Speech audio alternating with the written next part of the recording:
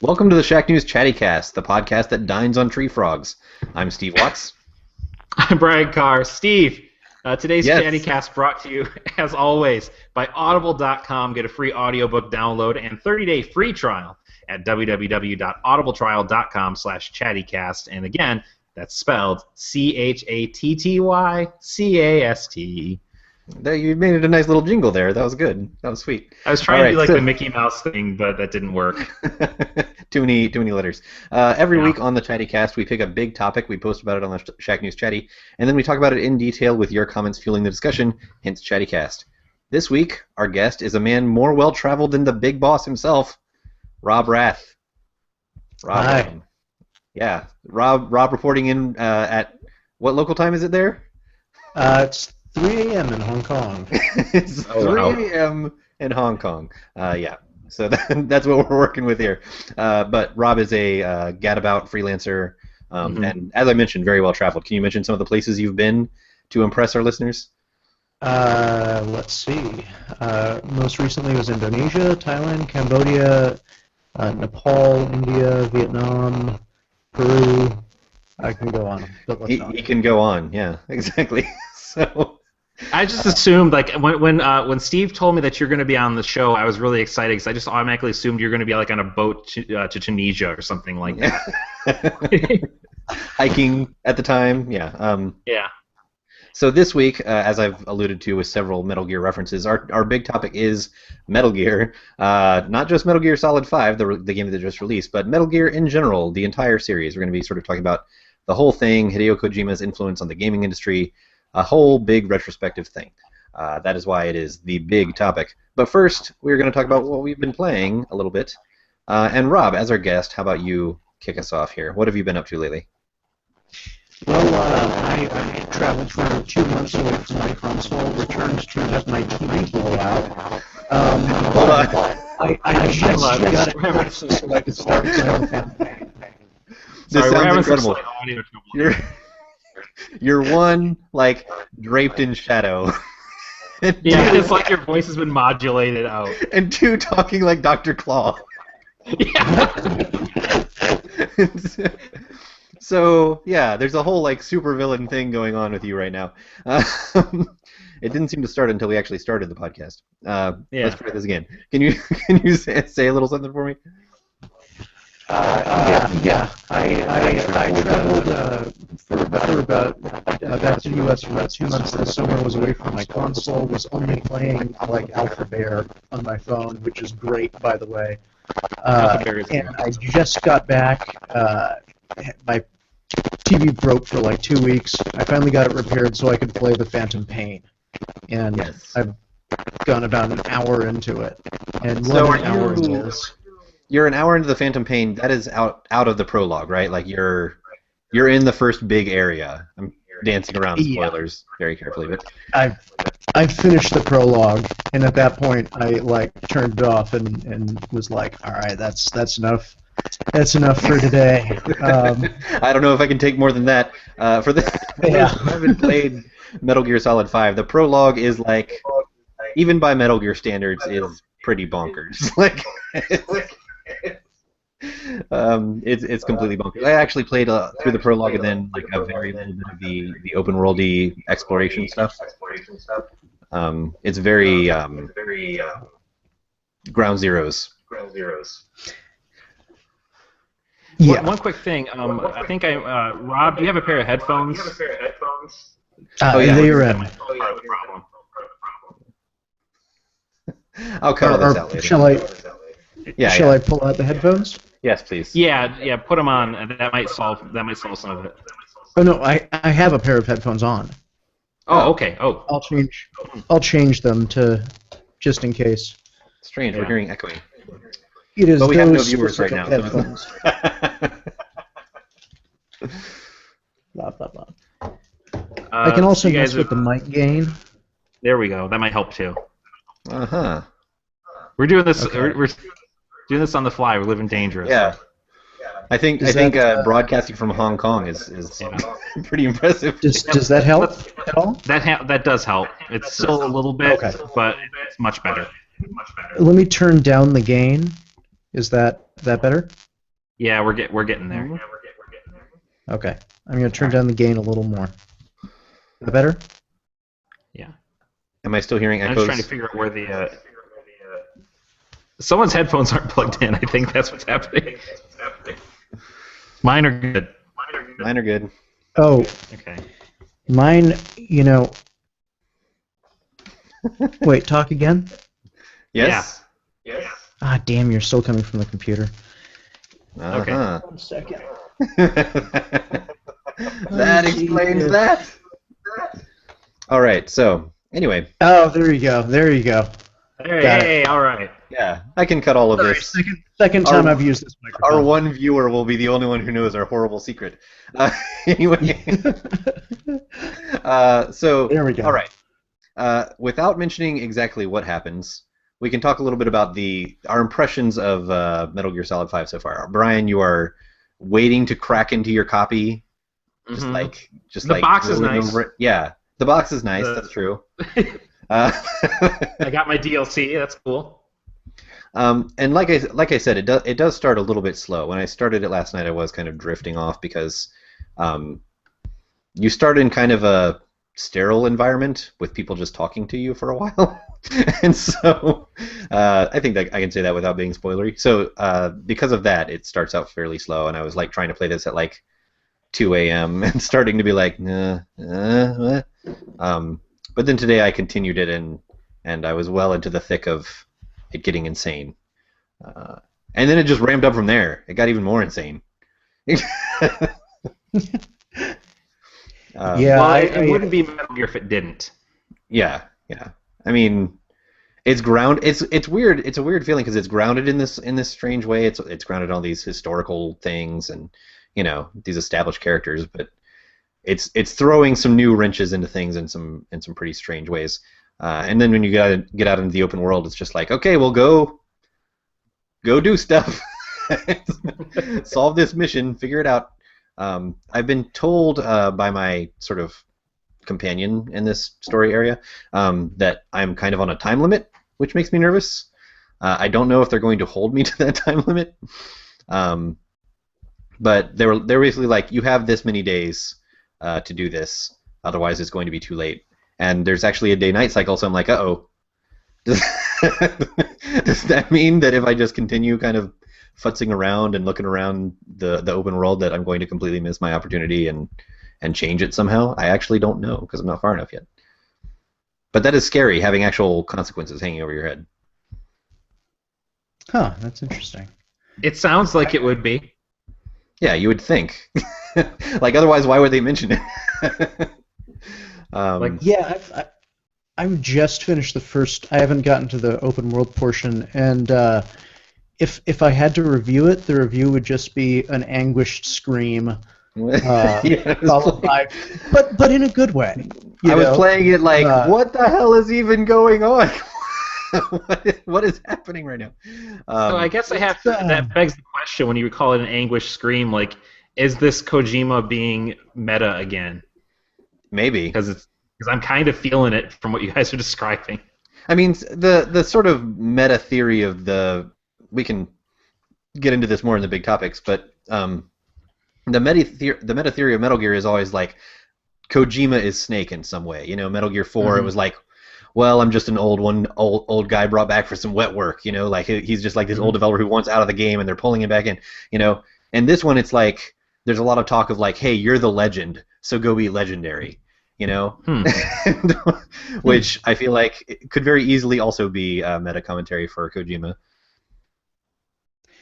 I just like I like the vastly different tone of the beginning of this one. Like it's there's a lot of if you've seen the trailers, like this is no surprise. Like there's a lot of body horror and like that kind of stuff in the very beginning, and it's a very, I mean, when I say horror, I mean it really is like there are bits of it that are like a horror game. Yeah, it's pretty gross. And I think Pat Bailey said on Twitter, like, parts of this are like, wow, this is the best Resident Evil game. Yeah. Yeah. It's.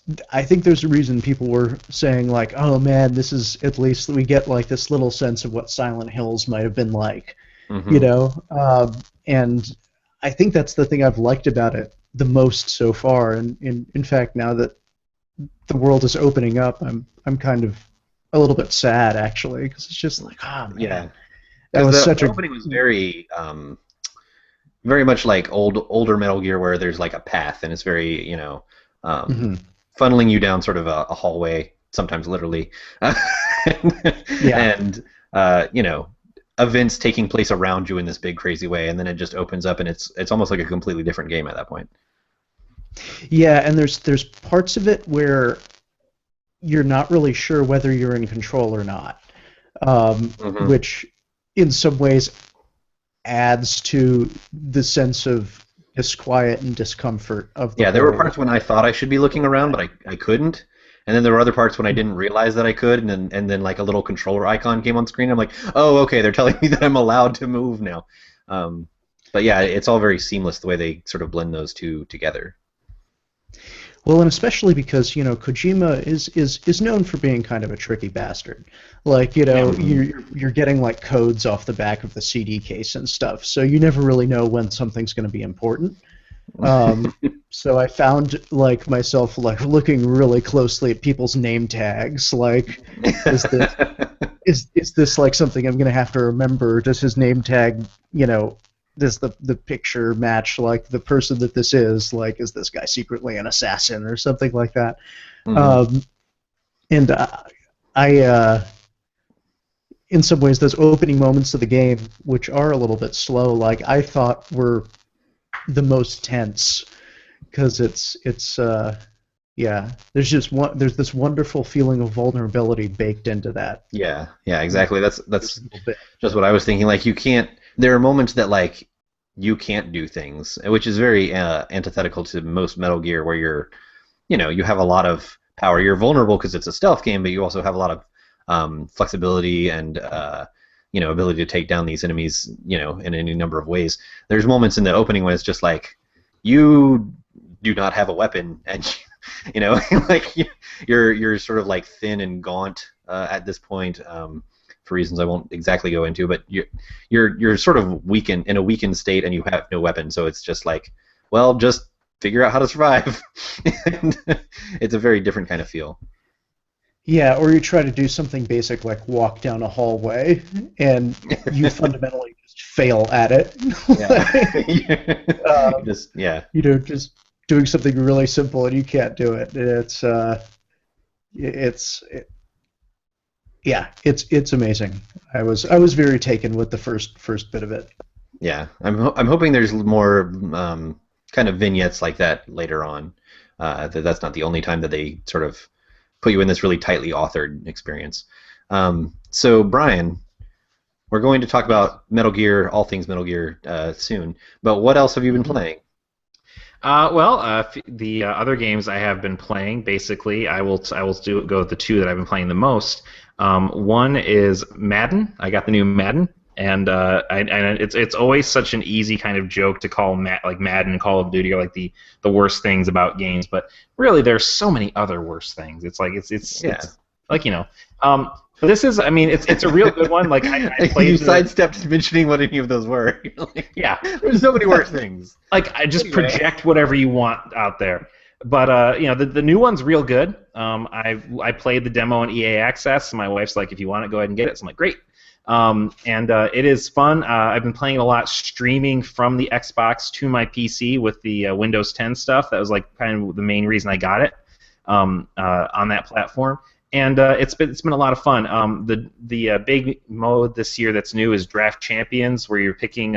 You have like 15 rounds, and you pick from one of 3 different players, and you're trying to get ones that match your particular scheme and setup that you've picked when you've got your coach. So it's a lot like Hearthstone, with everything that entails, which means that you will eventually hit a brick wall that you cannot get past because your team is just either it's even as good as you thought it was, you just can't get past it. So it's exactly like Hearthstone. So Um, what's your reward in that mode? Like what do you well, get you for a get like particularly good you get performance? Well, and this is why I play it a lot. You get card packs that you can then take into the Madden Ultimate Team mode. Oh God, they found a way. Yeah.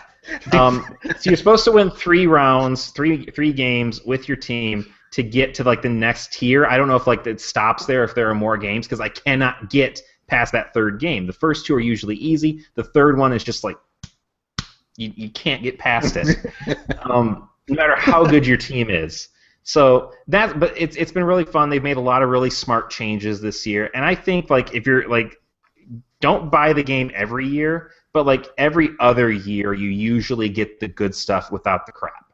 So this is a good one. The other game I've been playing, and I'm way more excited about this than any 30-year-old man should be, is Disney Infinity 3.0. I'm also above 30, and I enjoy it. Well, you wrote the review, and it's a good review. I would go higher than you did because it's like almost because relatively speaking, it's a better like like grading on a curve. Yeah. If we're grading on a curve, this is so much better than the last 2.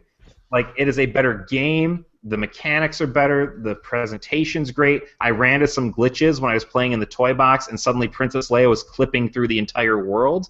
That's but that's been few and far between. I have pictures of it. Maybe it was the hologram Leia from R2. She was just like, phew. Yeah, why not? But I played a little bit. I got the whole saga starter. I haven't played the original trilogy yet for some reason. But I played as Leia for a little bit. Leia is a boss, which is exactly what Leia should be. She runs around with her blaster. She reloads it one-handed, which is amazing. And her special move is she sends R2-D2 out, and R2-D2 just goes sick house on dudes. It's great. It's everything I want it to be. Excellent. Yeah.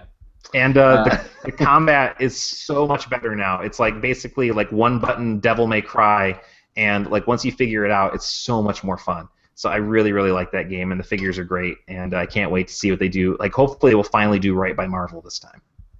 Yeah, I mean, I felt. And the thing is, I liked last year's game. It's just that this one's so much better. That one just looks like crap now. I felt okay about the combat. I don't think I'm as enamored with it as you are, but I thought it was an improvement. It's better than it has any right to be. But I'm comparing it to like Skylanders as the other toy game, and it's like, well, the combat's still not as good as Skylanders. But you don't have some bearded guy yelling at you every 5 seconds to buy more toys. That's true. Why it's a little less aggressive with that sort of thing. I will just go buy the toys because they're rad. I played that too, obviously, because the review is on Shack News. Also, the other game I've been playing, that review is on Shack News now, which is Super Mario Maker, which is a really cool tool set, and I gave it a really good score because it is a really cool tool set. But that thing is going to totally live or die based on how good the levels that people make are. And so far, here's what I've learned: game journalists, who are the people who are getting the codes early, are bad at game design. we are terrible at it because I kept trying to solve the expert level stages. I'm not certain, but I kind of had a feeling that something or other must unlock if you complete it on expert mode. And the way they determine an expert difficulty level is sort of an algorithm based on like, okay, how many times do people die in this stage?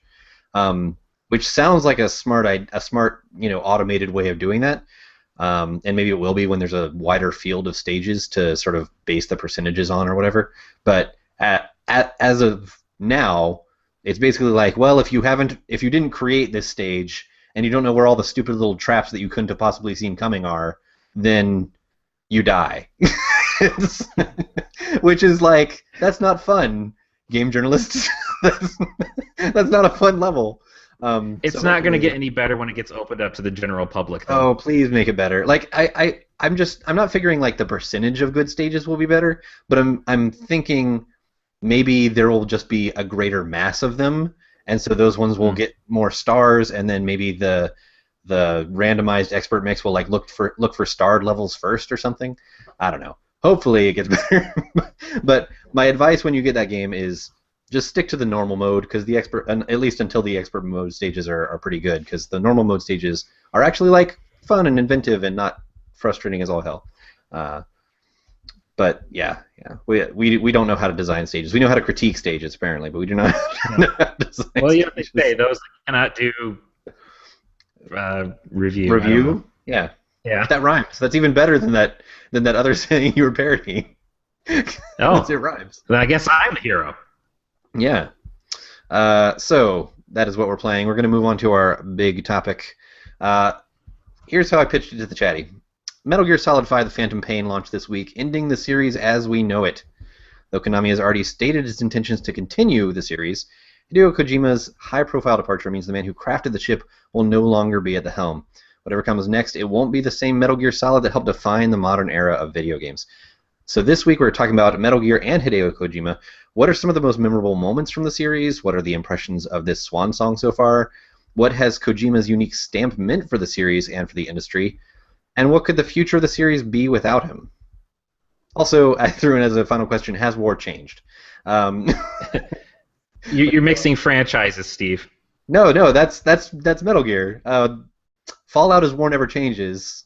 Metal Gear is war has changed. Oh, okay. They disagree with each other. I want to see Solid Snake and Ron Perlman get in a room and argue that. War never changes. No, war changes. No, war has changed. No, it never changes. Just have a grizzled off. Yeah. You know? It has totally changed. Yeah. The best is if it would get just down to just grunts. Yeah, just grunts. So I think we can tackle this sort of like in some approximation of an order. So what are the most memorable moments from the Metal Gear series for you guys as people who have played, I assume most of them. I haven't played all of the spin-offs and etc. And I don't think I ever made it all the way through Snake Eater, actually. But yeah, you missed out on that one, but yeah, that's what people say. I don't know. I think I only came to it like much later after the controls felt wonky to me. Like if I had played at the time when it was new, I'd be like, oh, okay, we have not established how a third-person, action game controls yet, and so this feels fine and normal and etc. But once you get like a couple years after that, there's like an established language, and you try to go back to that, and you're like, this feels weird. I don't know what you're English, yeah. Yeah. I tried playing it on the Vita, and yeah, it is hard to go back. Like I've heard of games have gone a long way since. I feel like I've more or less experienced it because I've heard like so many things about the memorable moments from that game. I think the one that everyone sort of talks about, we could just break it down by game. The one that everyone talks about is the boss, killing the boss. Yeah, like if you haven't played Metal Gear Solid 3 and you want to see the big moment that maybe kind of is the reason why people love that game so much, just go YouTube the final fight with the boss, and it is one of the best final boss fights ever in a video game. I mean, as somebody who didn't play it, can you describe like what makes it special? Because all I know is the very, very end where you actually have to physically pull the trigger. So you are I love that part. So you are in the glade, kind of this forest area. We should probably mention there will be a lot of spoilers. Oh, we're gonna spoil it. And it has been a while, so please correct me if I'm wrong on this. I'm sure the chatty will. So there's like you've met up with the boss, and basically things are it's kind of like you have to kill me now. Like I'm either one of us is going to die. And it's like a very reluctant thing for both of them because it's like very much a master-mentor or mentor-mentee kind of thing, and also possibly romantic. It's kind of like hinted that there might be something more than just like teacher-student between them. And so they're fighting, and then somewhere along the line, like a nuke is about to go off, and like so now there's a timer to it, and like as the fight goes and as the life bars start going down, the theme song kicks in. It's like the best theme song in any Metal Gear game is the Snake Eater theme song. And so like this music's like swelling and like it's like this James Bond theme as these two are like fighting to the death, and like it's just so masterfully constructed on every level that it's just great. And then at the end, of course you do have to you kill the boss, and you physically have to pull the trigger. Like it makes the player do something the player does not want to do. And in so doing, it puts them directly in Naked Snake's shoes. He doesn't become big boss until after that. Yeah, for being the one to pull the trigger. The way you described the way the music kicks up while they're fighting, it almost reminds me of Metal Gear Solid 4. I know I'm jumping around here, but the fist fight at the end, was it one of the most ridiculous things ever? Like, I went back and rewatched that. And the music, they don't do it quite as well as they do in Snake Eater, but the music is a huge part of that. But like, it is just the most ridiculous, outlandish. Like, it's just two old men just beating the hell out of each other, wailing on each other. It's almost like the fight from Up. Like it's. But expect one of them to like lift their nanomachines. cane. Yeah. Yeah, like I was waiting for somebody's back to go out. It was fantastic. They must have been trying to like recapture that magic from Metal Gear Solid 3. I'm sure. And they did, and like it's also good, but nothing is quite as good as Metal Gear Solid 3's last boss fight. So Rob, it is real good. Yeah, memorable moments from Metal Gear. We've talked about a couple of them. What's one for you? Well, I always feel like the things that I remember most are the things that just totally throw me for a loop. Like I already mentioned, finding the code from the back of the CD case. Mm-hmm. The fourth wall breaking stuff. Yeah, the fourth wall breaking stuff, Psycho Mantis, and levitating your controller. And anytime when you kind of think you have a handle on this game and it totally changes up on you, which again is why I like the beginning of the fifth one so much, is because it's such a tonal shift. Yeah, and anytime it starts to like trick you and play with your perceptions, I absolutely love. And I think the best thing about Metal Gear Solid is that it is a series that breaks rules constantly. And that's why people love it. It's why it frustrates the people that love it as well. And I have almost always come to them later than they released, too, because I didn't. I got a PS2 kind of late, so I've always gone back and had to play things half the time after things were spoiled for me, and I knew the big plot points that were going to happen in each game. Not that they made any sense. Yeah, exactly. His arm is what's his arm is his personality? What?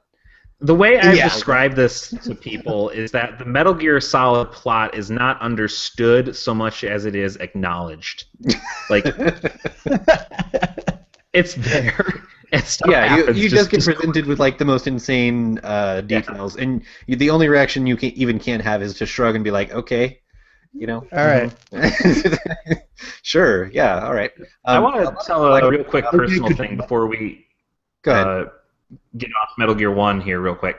The Psycho Mantis thing, my mom actually was like disturbed by it because I was a kid, I didn't have a TV in my own room. And so I was playing Metal Gear Solid, and there's like a part where Psycho Turn that Mantis, thing off right now.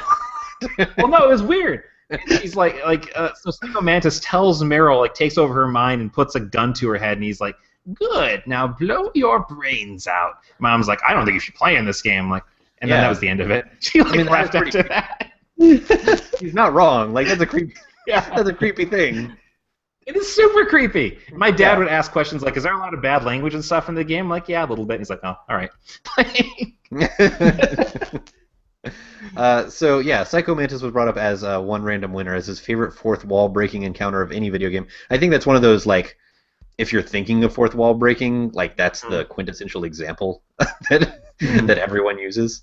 And speaking of just memorable moments from a couple. Before we go, I just one more thing about that.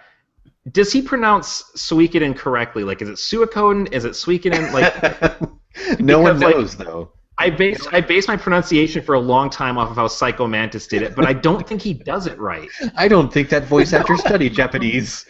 Yeah. Did you know? I actually read this the other day. All of the dialogue was recorded in somebody's house, like. And when apparently when they brought it over for the Twin Snakes on GameCube and the better processor, like, you could actually hear like cars going by in the background. So they had to re-record everything, and so like that's why, because I played Twin Snakes, I'm like, this is really, I don't like the voice acting. It's because it was completely different because they had to do it all from scratch because it was just unusable. So anyway, sorry, I didn't memorable moments. This is one from a lot of the people who replied were just replying with memorable moments. Zollington said that MGS2. He heaped a lot of praise on MGS2, which I will get to in a moment. Brilliant. People just like. I have to get to the reply to that because he ordered his favorite Metal Gear games, and his order, the Metal Gear Solid 4 came last. And the Bird, another user, took exception to that and had this kind of hilarious, lengthy post where he just like pointed out all the things he loves about 4. So he said, with scenes like Raiden is back, he's Gray Fox and he's fucking awesome, or we've been waiting for Rex versus Ray since 2001, or Snake crawls through microwaves and we try not to cry about it. Snake punches Liquid Ocelot so hard he's just Ocelot now. Yeah. And oh yeah, Big Boss punched the liquid out of him. Big Boss isn't dead. He can still kick your ass. Exclamation point! Question mark! Exclamation point! Question mark! He was very surprised that anyone would put 4 last. I'm gonna say Metal Gear Solid 4 is way better than he gets credit for. That game is just all out. Well, I mean, when we talk about Metal Gear Solid 5 and 3 being sort of the before the modern era that's hard to go back and play, 4 was the one that modernized it. It was that was their big push. They brought on American game designers to be like, hey, how do we make a shooter that you Americans won't be like, this is weird? So it gets a lot of credit for that. And also it was like a super crazy way to end the Solid Snake journey, I guess. It was heartbreaking. Like, well, you talk about this later, but like the thing that I love about Metal Gear is that it is at its core a very heartbreaking and sympathetic series. But we can come back and talk about that later because I think that's something that we can keep to the moments for right now. Yeah. Oh, I have a whole spiel on the politics of Metal Gear. Believe me. That's why we had you on. It. Yeah, definitely. That's why we chose you. But I'm just gonna go over one more quick moment from someone. Zollington, like I said, he loved Metal Gear Solid 2. He said the story was so far ahead of its time. It's super jarring to go back and have it be super relevant 14 years later, like scary relevant. I definitely recommend it. Twitter. Did you see this going around? Like, there's like pictures that they captured of like people talking about how everybody's going to have a platform and there's going to be all this junk and we're not going to be able to keep track of it and it's just going to be too much to deal with. And like, oh my god, it happened. Yeah. And he said anyone who had a bad experience with its story should go back and check it out again. And I have not done that, but he makes a pretty compelling argument for going back and checking it out again. I love that game. Sorry, go ahead. Yeah. I think it's fantastic, and all the things that I love the most about it are the things that people seem to hate the most about it. And I think actually it's because like I said, I came to the series kind of late. Like I was one of those kids where I asked for Metal Gear Solid for Christmas when I was like 13 or 14 or something like that and didn't get it. So years later, I played it when I was in college, the first one, and then I played 2, and I don't know. I just got in on the spirit of Kojima just trolling players by like throwing this random dude in and making you think that he was Snake, and I just thought it was hilarious, and the fact that you were having to trudge through his relationship problems. Yeah. Through the entire game. I mean, this guy that you didn't even really like.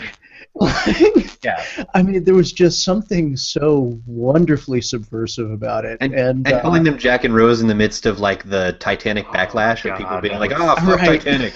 You know?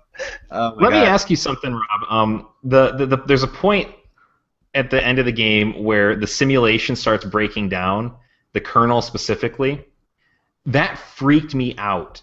Like, I was playing late at night, really like past midnight, and all of a sudden this like distorted computer voice comes in. It's like, haven't you been playing long enough? Shouldn't you turn it off? I did. Yeah. Like, you're that. Good point, Colonel. Yeah, like, I'm not messing with this thing anymore. Like, that is a good cue for me to stop.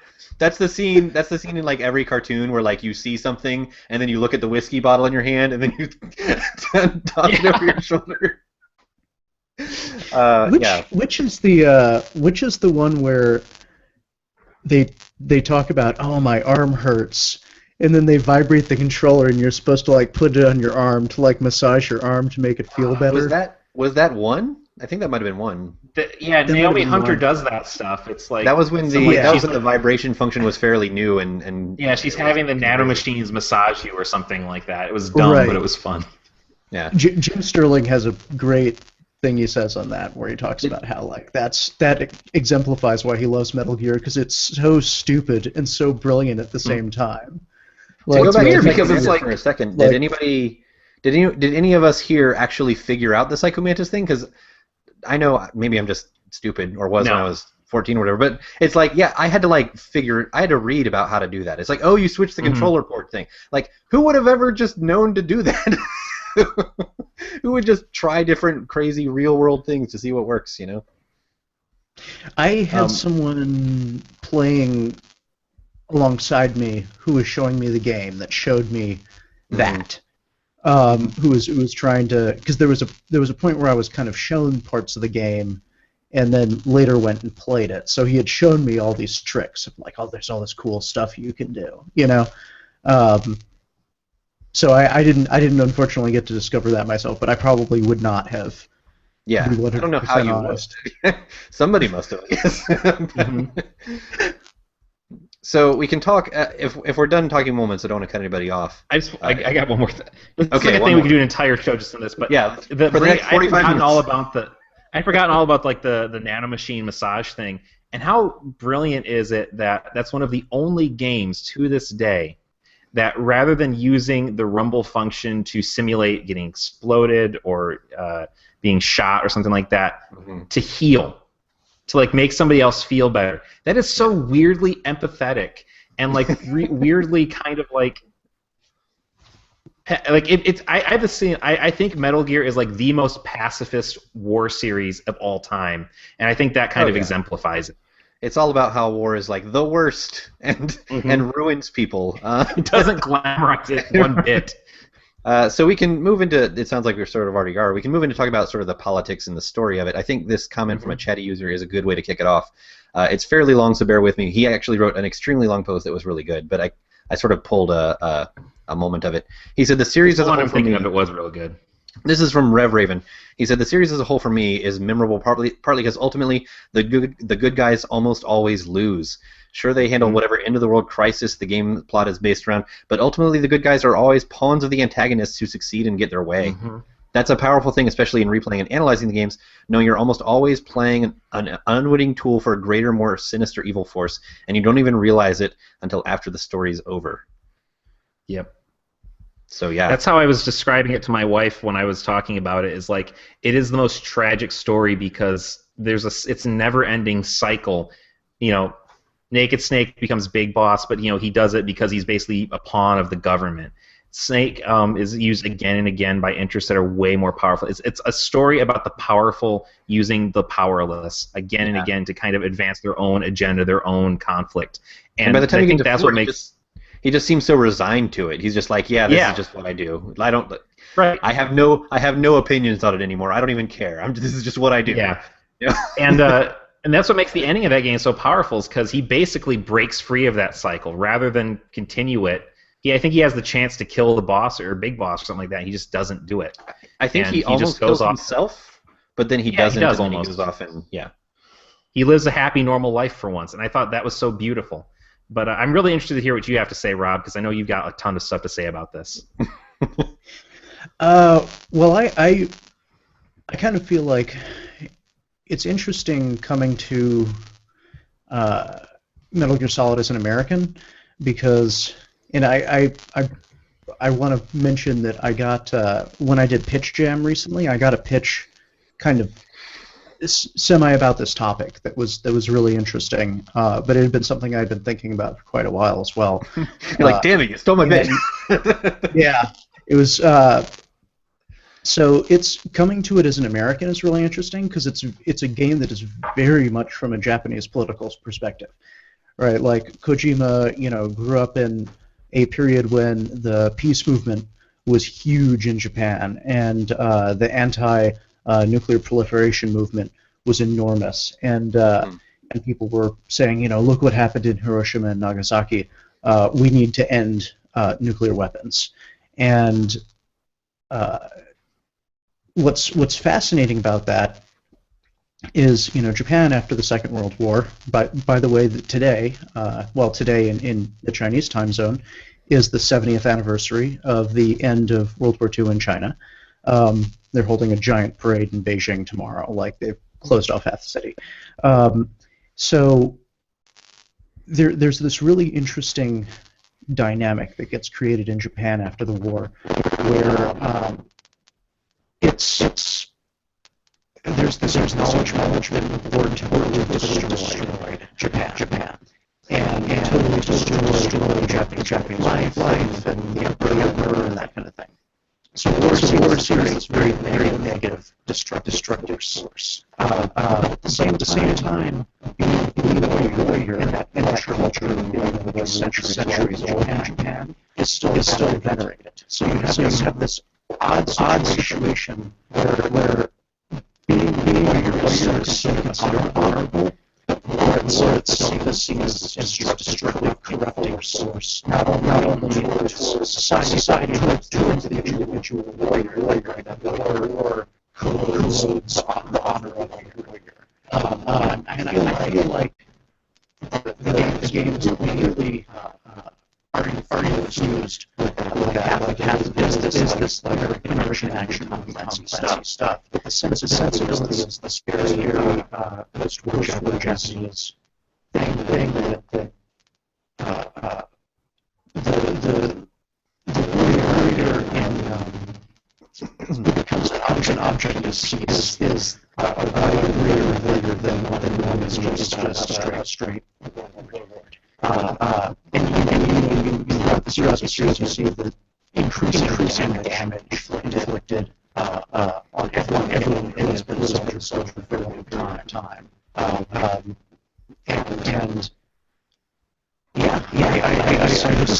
think the politics is totally to make the series at every level. And it's something that I worry about getting lost. Is not going to be part of the series anymore. Sorry, Rob. Is it just me, Brian, or did Rob just go Dr. Claw on us? Yeah, he did. Oh no! I was hoping it was just on my side. Okay. That was really because what I could make out that was brilliant too. God damn. Okay. Am I still doing it? Yeah. Yep. The headphones are plugged in. No.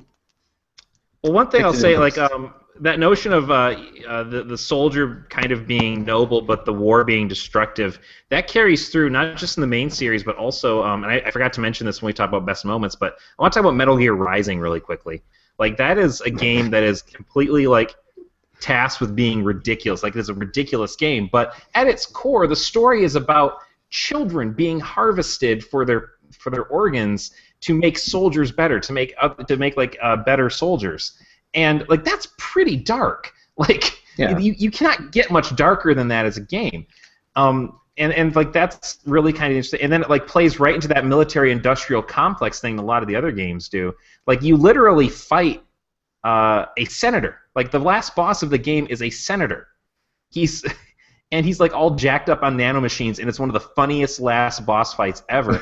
But like as comedic as it is, the like everything that gets you there is super dark, and it plays right into that whole like the greatest casualties of war are never the people who start it, or never the politicians who advocate for it being necessary. It's always the people who are least able to protect themselves, to defend themselves, or who are they're the ones who suffer the most. I see Rob kind of ducking behind his mic. There's like strangely different layers to Metal Gear story. There's the the military industrial complex story thing, which it is. I feel like as complex as that is, that's the straightforward layer. There's also a million theories about the meta narrative about game design and about the games industry and about Kojima's own life, and it's kind of hard to tell how much of that was intentional. With any kind of art form, it's hard to tell. I think everything after Solid was entirely intentional. I think it was at least partly intentional. I think that there's there have been a lot of people who like phrased it in such a way that they might have articulated it more than Kojima ever did in his own head. but I feel like his feeling is inside the game. You know, like his personal his personality in a certain way, and Right. even something as silly as the Jack and Rose, you know, Metal Gear Solid 2 thing. There's been a bunch of theories tossed around of like that was sort of commenting on game design, and you think you're this badass hero, but nope, you're kind of this whiny kid, and like Yeah. things like that. I Oh, now you're perfect. I'm perfect. Okay, something happened and my microphone like partially turned off is what happened. Okay. Could you? I'll cut what happened a little earlier. Could you just quickly give us a? You don't have to recall everything you said, but can you give us a repeat? So, Kojima kind of grew up in this this post-war Japanese society, and when I say post-war, I'm talking like into the 60s and 70s, because for a long time people really did not talk about the atomic bombing of Japan and things like that. In fact, it was the first Godzilla movie was one of the kind of valves that started to release talk about the atomic bombings inside Japan.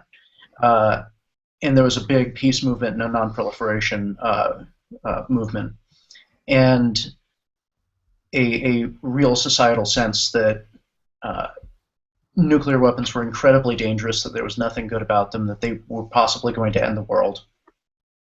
And there was a strange readoption of a readjustment of the Japanese warrior culture, which had been around for centuries, right? And the idea essentially started to become that war was bad and corrupting and destructive, but warriors, people who followed orders in war and did what they were supposed to do, were noble. But not only that, but that war corrupted these noble warriors. You know, That's such an interesting dichotomy, and like, just I'm sorry to interrupt, but the way that you say that, like, that's just immediately recognizable in Metal Gear. Yes, yeah, that like you know that the war was kind of a force in itself that would wear down, corrupt, and destroy the people fighting it who might be good people. And again, like you just see it totally through the series. You know, even to the point in 4 where you have these villains that are very specifically marked as having PTSD and being from this war zone and that war zone. That's been there for quite a while. It was just made explicit.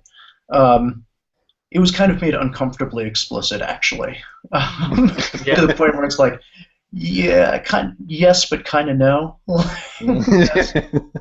that's laying it on like slightly too thick. Yeah, it's a little too on the nose there. But yeah, this is definitely part of how Kojima grew up and his mental makeup, and it's especially something that became really baked into anime as well.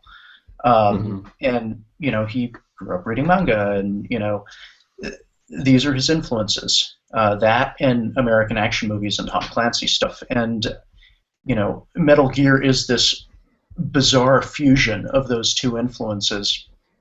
And I think the most brilliant thing about the series is it kind of allows Kojima to be sort of this Tom Clancy-style military fetishist, right? Where he's talking about specific types of missile and helicopters and, DARPA and stuff like that. But you can't ever accept it just totally uncritically, and it never totally becomes a glorification, partially because of just all the weird shit he infuses into it.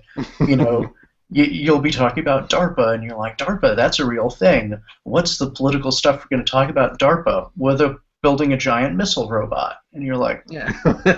Okay. The la-la-lu-lu-lu, That's the worst launch platform I've ever heard of, and it makes no sense in any way whatsoever. But at the same time, it's really cool. Right. It's really cool, but at the same time, you can't kind of go down the route of Call of Duty and equating these fictional characters with real soldiers, in your mind. This is just not a thought that I've developed in detail, but just like as we're talking about this, it's something that occurs to me. You talked about how Kojima, grew up in this very anti-war culture in response to the bombing in Japan. It seems like it's a silly way to do it, but strapping a nuclear weapon to a robot that can travel, like the whole idea of the Metal Gear program in the fiction is, well, since these robots can travel, it means that the nuclear weapons are mobile and they can be anywhere. It sort of makes it seem like this pervasive, like all-encompassing threat. Like there's nowhere that you're safe. There could be, like you could go to the most remote area of the world where there's no military bases nearby, but there could be a robot nearby that has a nuke. Right.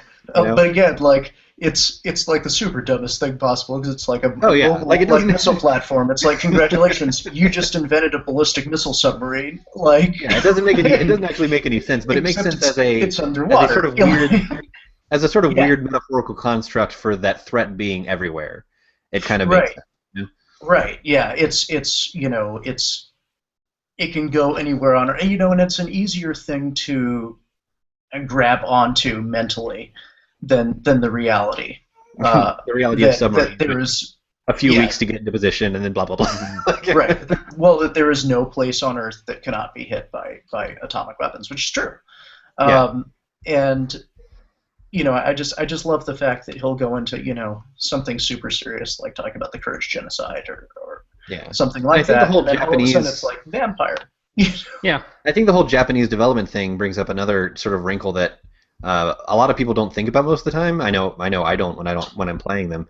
Is Snake is sort of posed as this very American hero. I feel like America has really like adopted him as our own. It's the mullet. Yeah, exactly. So Snake is like seen as this very American hero. It's like this, and it's an American story. It touches on a lot of like American, government, DARPA, all that sort of thing. But like this is American war as written by a Japanese person. So I don't really think about the double layer of cultures that are coming into play when I'm playing these games.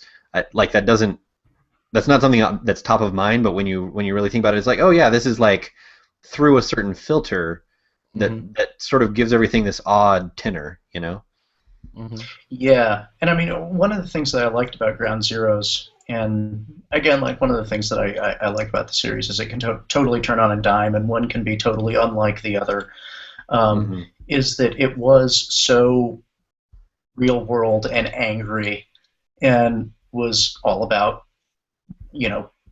black sites and the war on terror and torture, and it was very specifically built to resemble camps in Guantanamo Bay and that kind of thing. And it was kind of fascinating seeing that from an outside perspective. But you also get that with Spec Ops: The Line, which is a German game. Which Rob is obligated to mention at every opportunity. Yes. Spec Ops: The Line is a great game. So I do think it's interesting that like some of the more fascinating military critiques are coming from outside the United States right now. Yeah. Well. Yeah. So we can. We're running a little bit short on time. I want to make sure that we touch on a couple of these other questions, specifically about Kojima himself. We've talked a little bit about how a lot of his personality is in these games. The two questions that I posed to the chatty: what has Kojima's unique stamp meant for the series and for the industry, and what could the future of the series be without him? I think that since this is sort of him stepping away from the series, he's leaving Konami, he's going and doing his own things, which means that whatever Metal Gear is going to be, it's not going to be his series anymore. As far as his unique stamp on the industry, I think like he's the name that comes to mind when people talk about games and auteur theory.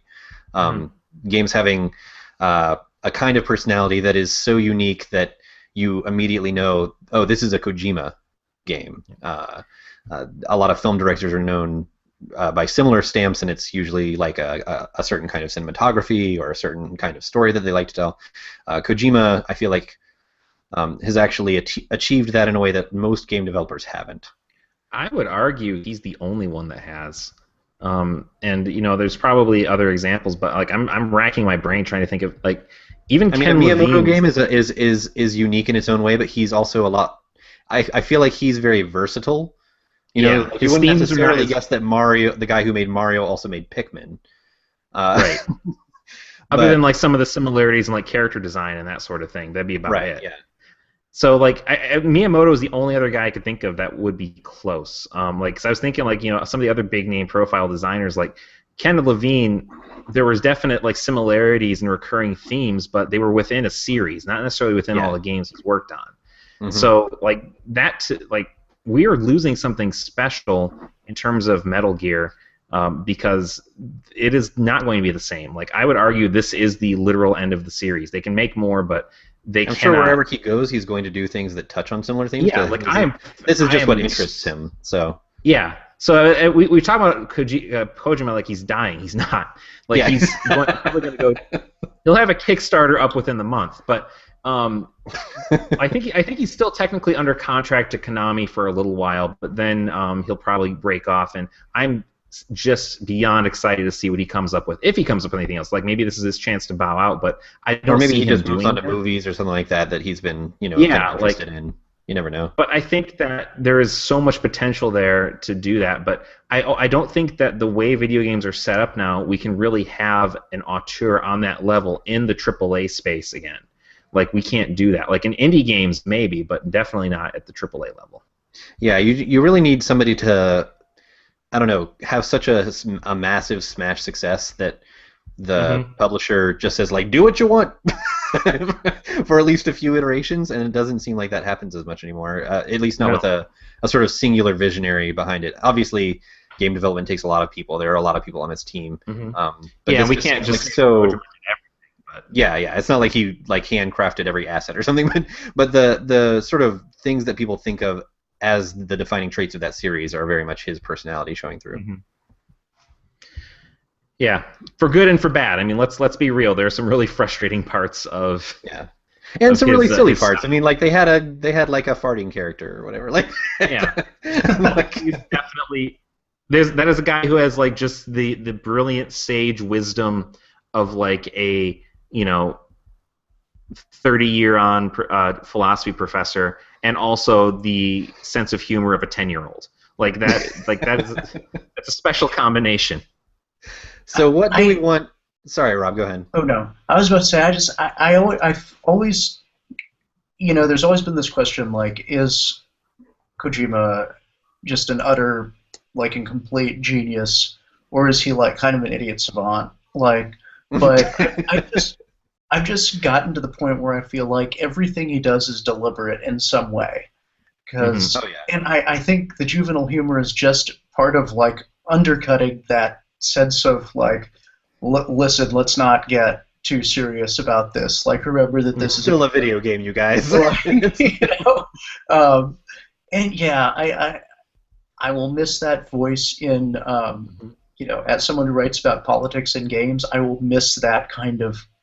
Oh, I'm sure he's going to do something. He has to. I'm sure. Yeah. I don't think quit is in him. I'll definitely miss that voice in the military game space. But I'm excited for what he's going to do next. I look forward to Steel Gear, Liquid or whatever. So before we sort of sign off with this particular topic, I feel like we just need to talk. Konami announces, like 2 years in the future, it's E3, and let's just pretend Konami still goes to those. Konami announces Metal Gear Solid 6 with some new person at the helm. What does that look like? Do they try to capture like the weirdness, or do they go more straightforward? And two, like how much does it suck to be like the director of that game? To be the guy expected to live up to that. One, I'm guessing if they make it, I'm not convinced they do. One, it's going to go a lot more straightforward modern military. Well, I'm not to to clarify, I'm not even saying Metal Gear Solid 6 necessarily. It could be just Metal Gear, and it could just be a reboot or whatever. I'm not convinced they do a new anything. I think that if they're going to use that IP, it's going to be for like mobile games or something like that. Slot machines. Yeah, exactly. That's what it's going to be used for. They're not a video game company anymore.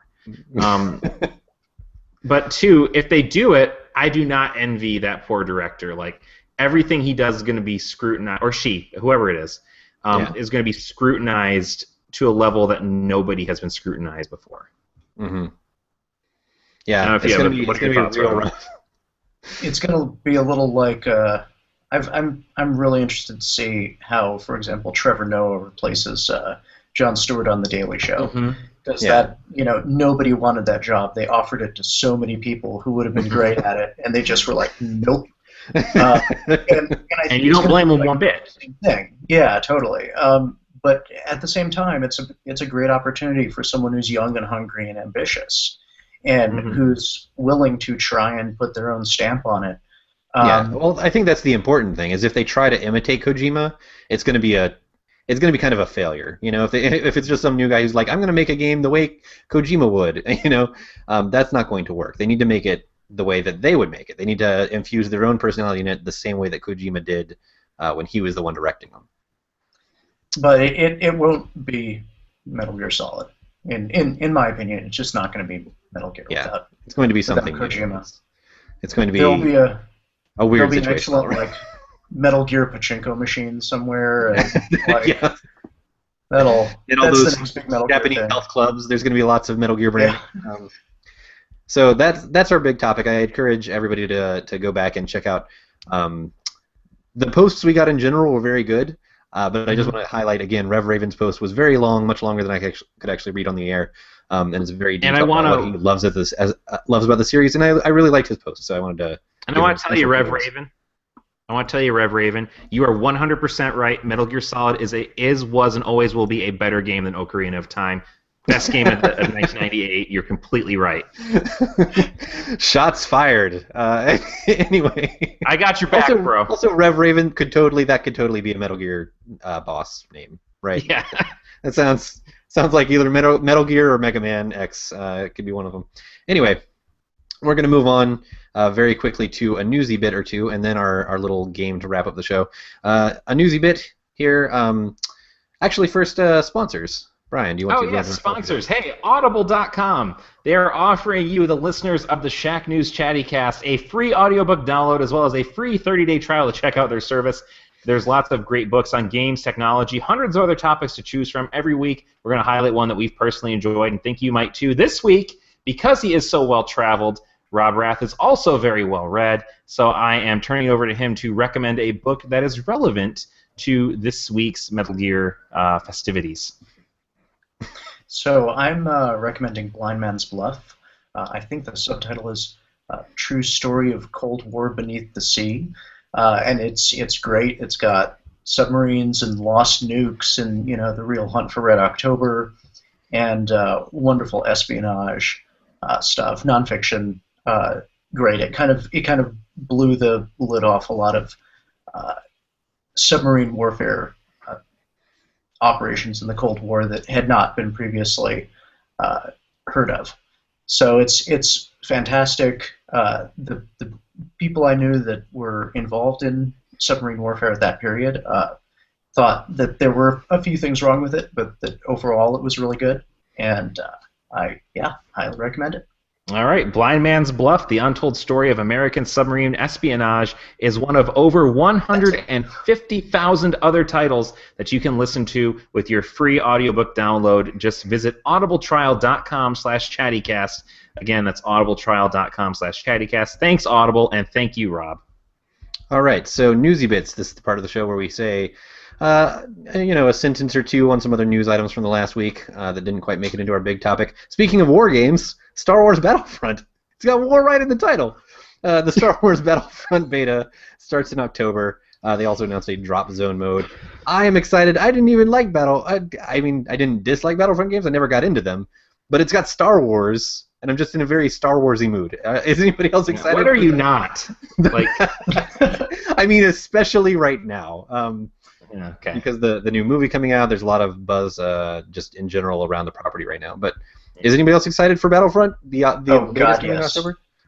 Oh, so much. I love that series. So I do too. That's why I'm not so excited for this new one. Like the I don't know, like the campaign in Battlefront 2 was so good that I just am really bummed out there isn't one for this game, and I don't really like the Battlefield games all that much, and it feels like this is really a Battlefield game. I'm So, not really I a don't know. multiplayer guy as much, so that's the one thing Yeah. that kind of alarms me. But I'm just hoping that like my Star Wars love sees me through. Look, it looks fantastic for what it is. I just don't know if what it is something I'm super excited about. I will play it at some point. I know that, but Oh yeah, I'm sure. I'm with you on that. I liked the campaigns the most, but any game that lets me play yeah. as a stormtrooper, I'm just all over. Like Sure. I'm all about the Empire. Like whatever rebels. don't Yeah, care. TIE Fighter, all that stuff. TIE Fighter is the game that like makes you think the Empire like kind of might be okay. Like you're like, okay, this is a very regimented military that they have here, and then eventually you're taking orders directly from like a guy who literally has like a monster face. And at that point, you feel like the pilot should be like, "Wait a minute, But that didn't hold him back in his career. You maybe know, I'm on the it's, wrong side."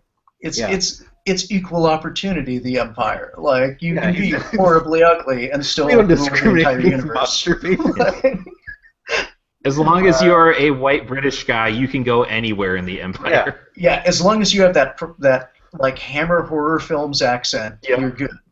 No And Wookiees. the whatever the racist got, you gotta have the sideburns. The one thing I really loved about the expanded universe, which is now almost completely defunct, is how they basically like made up racial epithets for alien races for the Empire to use. 'Cause it's like the Empire always is made of felt good people. super They're a uncomfortable. bunch of freaking racists. Yeah. That got so really anyway. uncomfortable because I always felt like the authors were having too much fun doing that. Like, all right, guys, let's take it down a notch. Damn Wooks taking our jobs. Anyway, Oh, God. so, all right, next newsy I bit. feel like The we shouldn't Nintendo- have even said that. Yeah. The new Nintendo 3DS XL bundles are coming. There's one for Animal Crossing and Triforce Heroes, which I think the Triforce Heroes one. No, Animal Crossing is the one that has the exchangeable faceplates, which we were never getting before. I feel like this is probably like the 3DS is ramping down. There's not as many new releases. They're releasing, another sort of hardware revision. It's been out in Japan for a while, but it's new to us. How soon does the 3DS die after this? Is this their swan song system release? Yeah. I mean, like, I'm more convinced. Like, whatever this NX thing is, I think it's more of a threat to replacing the 3DS than it is the Wii U at the moment. The prevailing theory is that it's a replacement for both. I guess we'll find out. Yeah, like I would buy that at this point, but yeah, I don't know. It's had a good run. I wish they were going out a little bit stronger in terms of software. I'm sorry, Animal Crossing Happy Home Designer is not quite what I would You can want. scan as little the cards for epitaph. couches. Yeah, that's the thing. I don't want to do that. I'm speaking personally for me. Like I'm stoked for the people who are excited for it. I hope. Yeah, they there are a like lot it, of people but who really it's want not for me. to decorate their house. So Yeah. You know. I did my time. I'm good. But what's interesting about this are these actually the regular size or the non-XL ones? I think the one of them is XL and one of them isn't. I Okay. think the Happy Because I Home know- Designer one is not. I really hope the It's people who really yes. wanted it go out and pick them up. Like that's the thing is I would like to see that actually make sense for them to have brought that over. Yeah. And I mean, if you don't own a 3DS by now, I think at this point they're just catering to like people who want different paint jobs. Because Yeah. Like I there's feel no like reason 3DS not to get one. Yeah, I feel like the 3DS has entered this weird territory where the normal sized one is too small for my hands and the big one is too large for my pockets. yeah, So- yeah. I never keep that thing in my pocket. I've got the big one, but I always just throw it in a messenger bag or something because it is way too big. Well, It's maybe like I you've just got- have bigger pockets. It's But like I you've can keep got it. like the kinds of like a woman's wallet, like they know what's going in a purse, so they feel free to like make it gigantic. That's what the 3DS XL feels like. All right. So anyway, It is bulky, I will say that. I can fit nothing else in my pocket, but I can carry it in my pocket. I can't bring my keys or wallet, but I can. No. I have to designate, I wear cargo shorts. There's like this thing against cargo shorts, but whatever. They're wonderful. And so I'll put it in one of those pouches, and I'm good to go. Yeah, the more pockets you have, the more the XL is a viable option. All right, we're going to play a quick game. We're going to close out the show as we usually do with a quick game of Beat the Doc. It is time for Beat the Doc. This is my favorite intro. The part of the show where I abuse my hosting powers by pitting my friends against each other in a pointless game. As always, well, this running rule that I say, as always, our guest will go first doesn't count because at this game you get a chance to buzz in with answers. Today's game is called Boss Rush. Metal Gear is known for its unique boss encounters. I'm going to start slowly listing bosses from a Metal Gear game, starting with some of the more obscure names, and the first person to buzz in by saying buzz, and then correctly name the game gets a point, but you only get one guess, so only buzz in when you are fairly certain. Oh, I'm going to be awful at this. Everything clear enough? All right. Number one. And as we say this fairly often, the goal here is not to make Brian look good. I try to humiliate my friend, and sometimes it works. But it ain't working out too hot for you, is it there, buddy? So number one. All right, remember, say buzz when you are ready. Fat Man. Buzz. Rob? Metal Gear Solid 2. Yes. Oh, man. Point for Rob. All right. This one, you got to think on your toes for this one. All right. Next, Hammerhead. Mistral? Monsoon. Grad. Stephen Armstrong. Buzz. I'm putting the pretty obvious ones at the end. Yes. Revenge. I should have gotten it earlier, but yeah, that's Metal Gear Rising. Next up, Ocelot. The Fear. The Pain. Buzz. Oh, that was a tie. That's a rough one. I think I heard Brian very slightly before. This is weird because there's lag between we're different time zones. I get a head start because China. Yeah. All right, I'll defer to him. I'll default a tie to Rob because there's probably a China lag. Go. Yeah. Metal Gear Solid 3? Yes. That's the one with "the" in front of all of the names. Yeah. All right. Cyborg Ninja. Sniper Wolf. Buzz. Brian? That is Metal Gear Solid. That is Metal Gear Solid. Oh, you got it. You're all tied up. This last one's the hardest. The Kurdish one, I'd like to point out. You're all tied up. The rest of that list was Hind D, Vulcan Raven, and Liquid Snake. As always, I put the obvious giveaways at the very end. Yeah. All right. Number 5, the final one, tiebreaker. Python. Buzz. Null. Brian, was that you? No. Oh. Rob? No, that was me. Okay. I actually didn't know that one. I just buzzed because I thought it was going to be the final one. It is the final one, but Python and Null, can you figure it out from those two? Python and Null. That would be... Oh, God. No. Oh, wait. Oh, no. That would be Metal Gear Solid 2. No. Well, no? maybe that is wrong, but the rest of the names might change your mind. Gene and Cunningham. Those are what's listed on the Metal Gear Wiki for the bosses of... Brian, do you have any guesses before I... Ghost Babel? Nope. Portable Ops. Oh, of course. The one that nobody played. Yeah, nobody would get that one. That's why it was the hardest one. So we end at a tie. That is very fair. All right. Yeah. Wasn't there one with, like, someone had a mechanical snake into? Probably. Well, because... who knows? Well, 2, there's, like, Vamp, there was Fat Man, there was... those are the only 2 I can remember. Fortune, Solidus, and Metal Gear Ray. Those were the ones that I... that's right. And then Olga Gerlukovich is also in there. How did you pronounce that? That sounded impressive. Olga, that's how it's pronounced. Gerlukovich, yeah.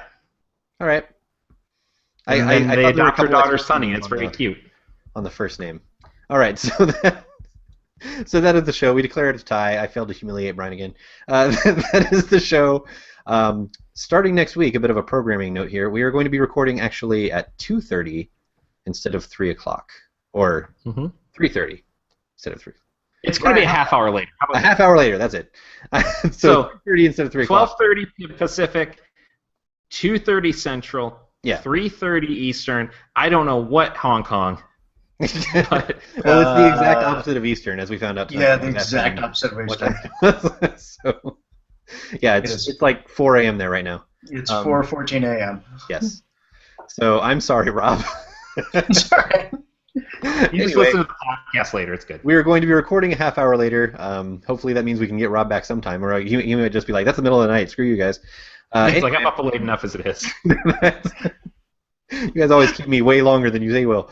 Anyway, so that is the show. Thanks for listening. We still have codes for Rainbow Six Siege Beta, so go leave a review on iTunes. We'll be doing that drawing. I think I'm going to make next week the final week. So, but don't wait until next week like a slacker. Do it now. Do it now. Just go and do it now while you're listening. We've given you all this entertainment for free. Yeah. Go do it now. Yeah. We're going to give you a beta code. Go do it. Anyway, that is the show. Rob, do you have anything you want to plug before we sign off here? If you are interested in essays about shooters and sort of military games and things like that, I just had a chapter in an anthology of game writing called Shooter. Yes, I picked that 15, up recently. Oh, excellent. 15 essays about games with guns. I wrote about Call of Cthulhu Dark Corners of the Earth, which I will go to the mat as a hidden gem. Now, just for my own curiosity and edification, had somebody else already claimed Spec Ops? Is that why you claimed Spec Ops? No, actually, we don't have anyone doing. We didn't have anyone do Spec Ops. We didn't have anyone pitch Spec Ops or Call of Duty. Because Call of Duty seems like the super obvious one. Right. I think everyone was too afraid to be perfectly honest. Yeah, so, it's a big topic. We do have a Call of Duty essay in there. It's written by Reed McCarter, one of the editors, and Far Cry 2 and just all sorts of every great, well, not every great shooter game, but Doom and even Battle Garega, if that's even how it's pronounced. And yeah, it's a very, very good book. The art is fantastic. I highly recommend it. Shooter. And you can get it on Kindle for what is it, like $5? I think it's $5. Looking at it right now. It's $5. Yeah, it is very easy to just to pick up for the price of a Starbucks coffee. What else do you get with $5 that's so great? Yeah. Come on. So yeah, that is the show. I am needlessly aggressive. Yeah. I'm Brian Connor. Just poking people. Buy it. So I get royalties. As I was attempting to say, I am Steve Watts. I am Brian Carr. And we will see you on Chatty.